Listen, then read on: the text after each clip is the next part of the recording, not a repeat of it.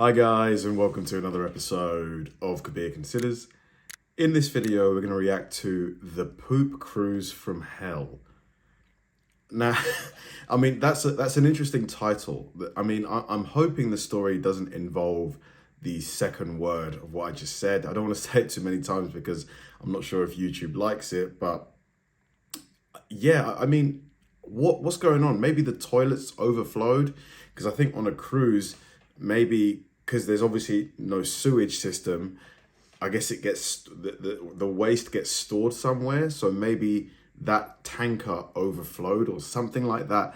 I don't know what to expect here, but I reckon it's going to be an interesting story. When you think of everything that could go wrong on a cruise liner, I bet being asked to poop in a biohazard bag falls pretty low on that list. But for more than 3,000 passengers aboard the Carnival Triumph, that became a daily reality. Feces-covered walls, food fights, and a sprawling tent city on the decks earned the cruise its infamous name, the Poop Cruise from Hell. The Triumph, billed as the pride of the Carnival group, is the length of 3 football fields, boasts 13 decks with 4 swimming pools, 7 whirlpools, and a massive casino floor. On board Carnival's fun ship, expectations were high. Sadly, this ill-fated trip would make memories for very different reasons. The Triumph set sail from Galveston, Texas for the Gulf of Mexico on Thursday, February 7, 2013, for what was thought to be a 4-day cruise. Initially, it was all plain sailing, with late-night parties, onboard entertainment, great weather, and mouth-watering buffets for the guests. The highlight of the cruise was set to be a stop in Cozumel, Mexico. Here, passengers could disembark, frolic in azure waters, shop to their heart's delight, and return for a night of festive onboard activities. I've never been on a cruise before, but the older I get, the more attractive they are to me.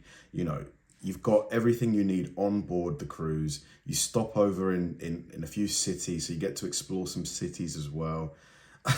Maybe I'm just getting old, but yeah, I think I want to go on a cruise now. In reality, after departing Cozumel for the return trip to Galveston, the cruise took a turn for the worse.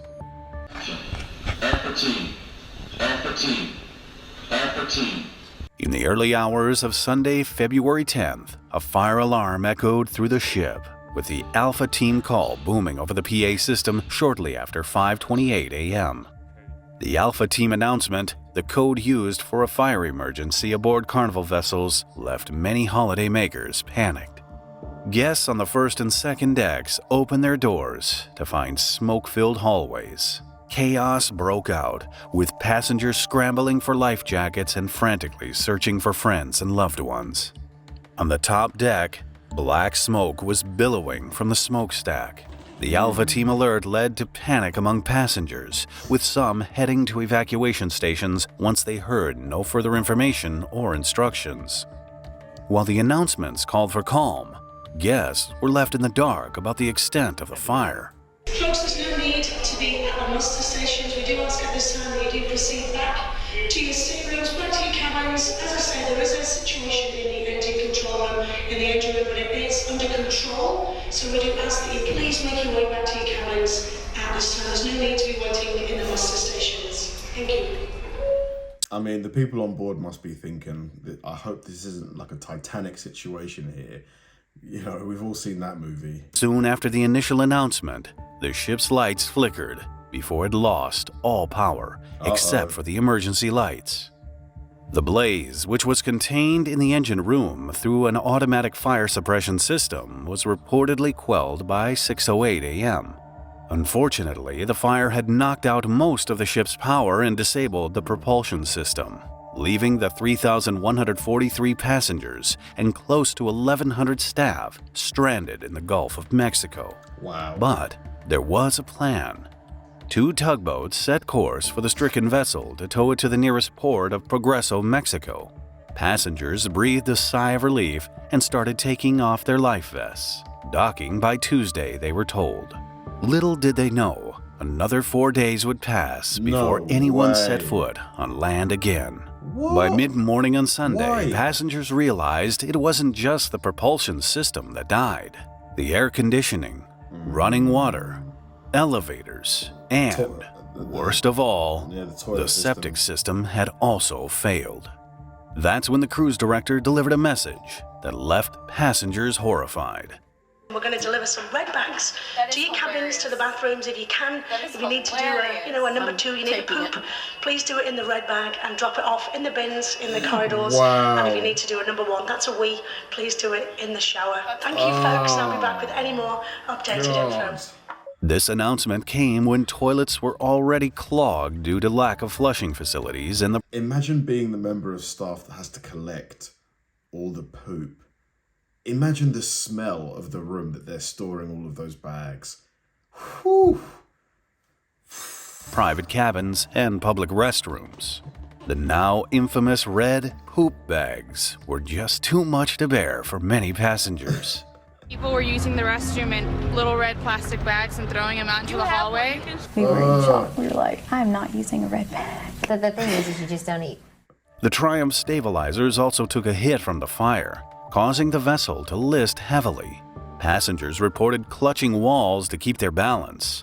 But worst of all, toilets overflowed and spilled into halls, seeping through walls to floors each time the ship tilted with the wind. Before long, images emerged of sewage-sodden carpets, bins lined with red bags, and in some cases, erupting toilets. Depending on where the drains in the bathroom were, water and fecal matter came back up, pooling in there and overflowing into the cabins. With temperatures soaring and the foul stench of human waste permeating the cabin decks, many guests dragged their mattresses to outside decks to escape the odors and sweltering heat. That is disgusting, man. The smell. Oh my God, thousands of people, their poop. The news outlets were quick to react, sending helicopters out to the crippled ship. Soon, images of what would become known as Tent City flooded news channels as passengers started using bed sheets, towels, and rope to construct makeshift accommodations on the tanning deck.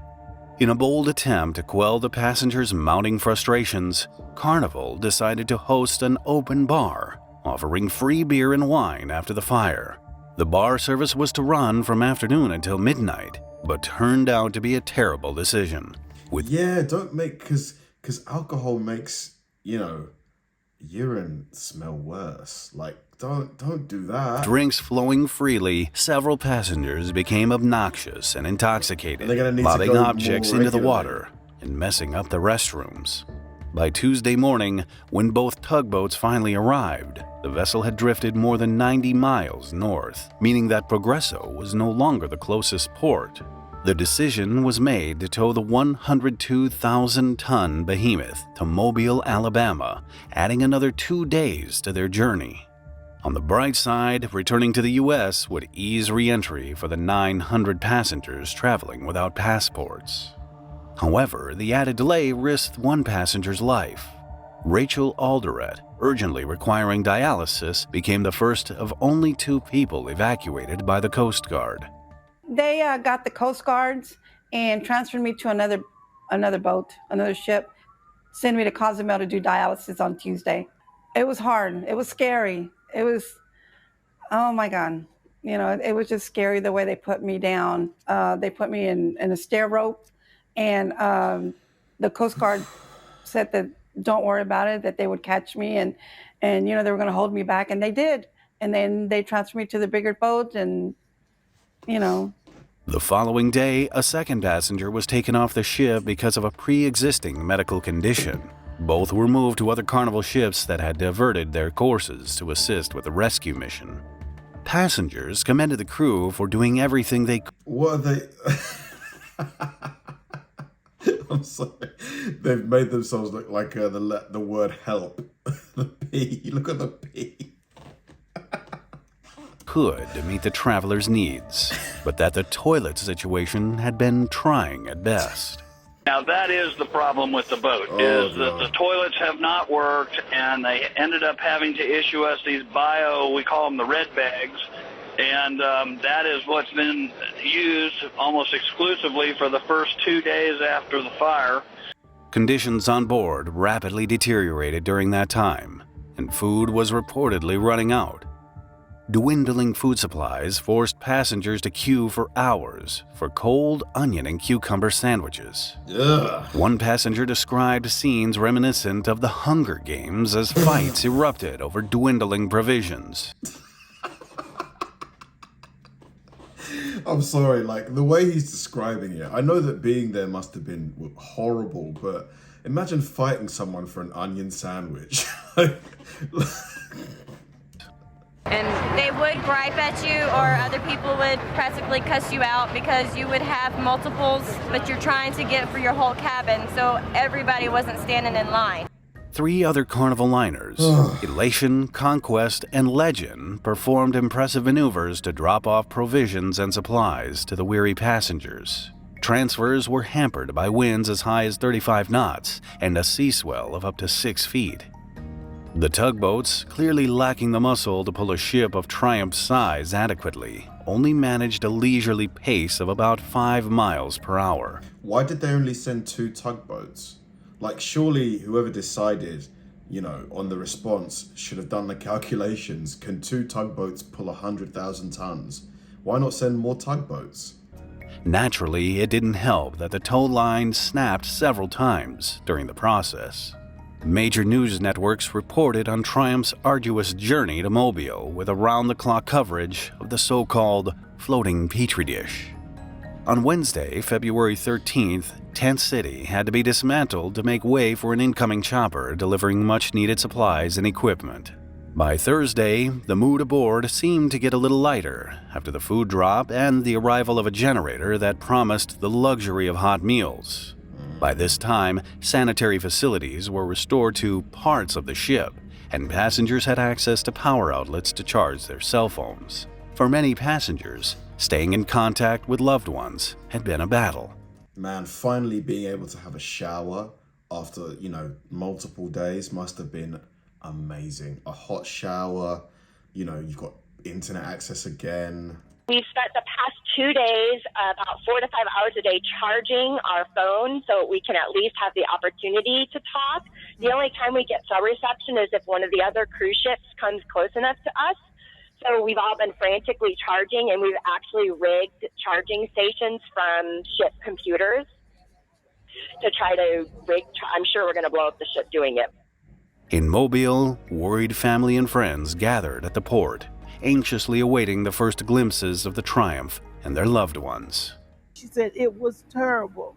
She said, Mama, when everybody get off this bus, everyone's probably going to have a little psychological help. The Triumph was the largest cruise ship ever to dock at Mobile, and its final leg into the port required more than 6 grueling hours of careful nighttime maneuvering as 4 tugboats ushered it up a 30-mile ship channel across the shallow bay.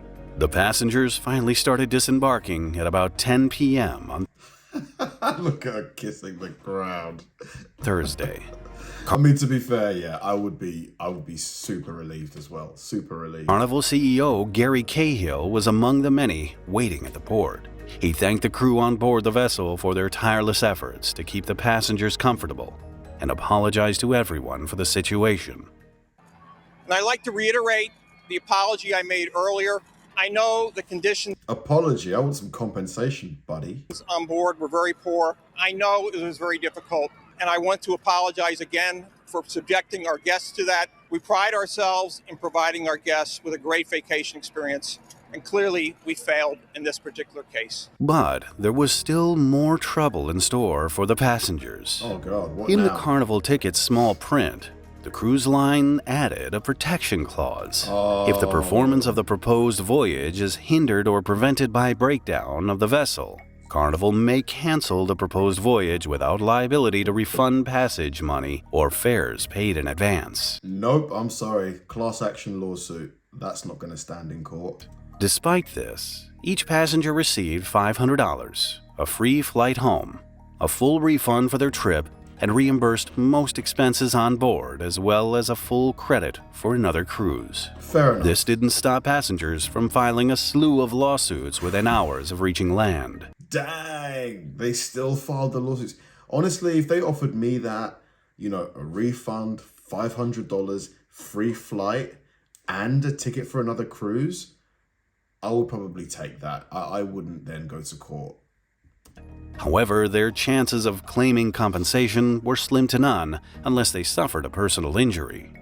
Carnival ended up awarding $118,500 in damages to 27 passengers for doctors and hospital costs related to the ill-fated cruise. But the ship's woes continued. While it was moored for repairs in Mobile, the vessel broke free, drifting across the Mobile River and colliding with a tethered dredge. A responding towboat became pinned between the cruise ship and the dredge. I think this ship is cursed. Maybe they should just drop a nuke on it. Tragically, one person died and another was injured. As for the fire's cause, Carnival asserted that a fuel leak in the engine room sparked the blaze, but many feel that negligence was the real cause of the blaze. In just 2 years, the group reported 9 incidents involving fuel leaks linked to flexible fuel lines.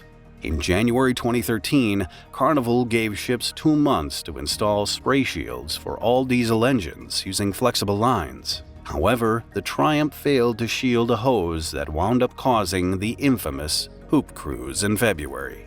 It was found that the fuel hose that caused the fire was located underneath the deck plates, which they believed would be sufficient to provide a shield. Of course, it turned out not to be sufficient, as the engine room fire broke out as a direct result of the unshielded fuel line. In addition to fixing the fire damage, Carnival added new technical features to prevent a sequel.